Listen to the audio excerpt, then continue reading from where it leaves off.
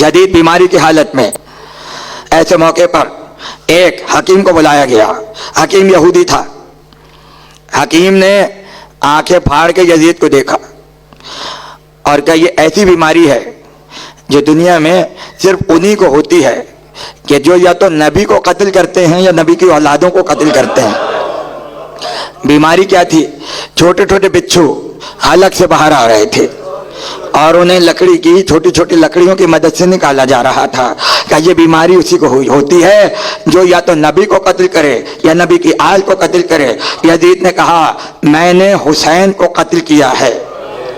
एक मर्तबा यहूदी ने देखा, यहूदी है, यजीद के पास आया, देखा और देखकर कहा, जिस हुसैन के कत्ल से वो बीमारी तुझे हो गई जो नबी वालों को होती है और औलाद वालों को होती है नबी की, इसका मतलब है हुसैन का मजहब तो सच्चा है।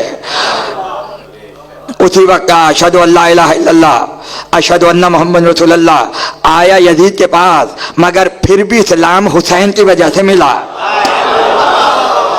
और कलमा पढ़ के वहां से उठा, वहां से वापस चला, यजीद के पास से चला। आया था यहूदी था, चला तो हुसैनी था और सबसे पहले अपनी बीवी को बताया कि मैंने आज यजीद में वो बीमारी देखी है जो नबियों के कातिलों को होती है, लिहाजा तू भी मुसलमान हो जा। बीवी भी मुसलमान हो गई। हुसैन करबला में दफन हो चुके और यहाँ हुसैन की वजह से इस्लाम फैल रहा है। यहाँ हुसैन की वजह से तौहीद फैल रही है। यहूदी की बीवी मुसलमान, उसका पूरा खानदान मुसलमान, उसके भाई की बीवी मुसलमान, मगर कुछ औरतों ने अपने मजहब को छुपाया और कहा हम जाहिर नहीं करेंगे, जब वक्त आएगा तो बताएंगे कि हम मुसलमान हो गए। एक मर्तबा महल्ले में मजलिसें होना शुरू हुई। वो यहूदी औरतें जो मुसलमान हो गई थीं, उन्होंने मजलिसों में जाना शुरू किया। छुप के जाती थीं बुर्के ओढ़कर कि किसी की नज़र ना पड़ जाए और अदादारी करके अपने घर वापस आ जाती थीं। किसी ने मर्दों से मुखबिरी की, तुम्हें पता है तुम्हारी घर की औरतें कहाँ जाती हैं? रात को हुसैन का मातम होता है, ये सब वहाँ मातम करने पहुँच जाती हैं। तो शौहरों ने कहा नहीं नहीं, अगर ऐसा होता तो हमें पता चल जाता। अगर यकीन नहीं है इम्तिहान लो, इम्तिहान लो। मर्द अपने घरों में आए और औरतों से कहा रात को मेहमान आएंगे, खाना तैयार रखना, दावत होगी, ताकि मजलिस में ना जा सकें। आखिरी जुमले हैं तकरीर के। औरतें बगैर किसी की परवाह किए हुसैन की मजलिस में पहुंच गईं। ताज़ा ताज़ा हुसैनी हुई थी, बर्दाश्त ही नहीं थी जुदाई फर्श अज़ा की। मजलिस में आई, पूरी मजलिस की। आखिर में याद आया, अरे आज रात तो दावत थी और घर पे मेहमानों को आना था, हमारे शौहर तो हमें कत्ल कर देंगे अगर पता चल गया कि हम यहाँ मजलिस में आए हुए थे। ये कह के चली, अपने घरों में पहुँची। अब जब घर पे आई तो क्या देखा, बावर्ची खाने से खानों की खुशबू आ रही है। बावर्ची खाने से खुशबुएं उठ रही हैं।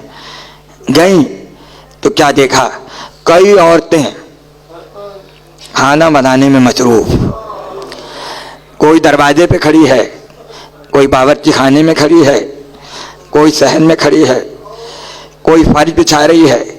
मुख्तलिफ औरतें, जिस तरह से दावत का एहतमाम होता है उसी तरह से औरतें घर के काम कर रही थी। हैरान हो गई और हैरानों के पूछा, मैं तो इनको जानती तक नहीं हूँ, ये औरतें कौन हैं? एक मर्तबा देखा, एक बीबी ऐसी बैठी है जिसके हाथ में एक कुर्ता है और उस कुर्ते पे किसी के खून के निशानात हैं। बस हो गई मजलिस, इससे ज़्यादा मैं क्या पढ़ूंगा। एक मर्तबा उसमें हिम्मत नहीं हुई, वो आगे बढ़ी और उसने बढ़ के बड़ी एहतियात से उस बीवी से पूछा, क्या ये बताइए आप कौन हैं? और वो जो सामने बावर्ची खाने में बीबी खड़ी हैं वो बीबी कौन है? तो पुकार के कहा, ये मेरी बेटी ज़ैनब है, ये मेरी बेटी ज़ैनब है। उसके बाद कहा, आप कौन हैं? कहा बीबी नहीं पहचाना।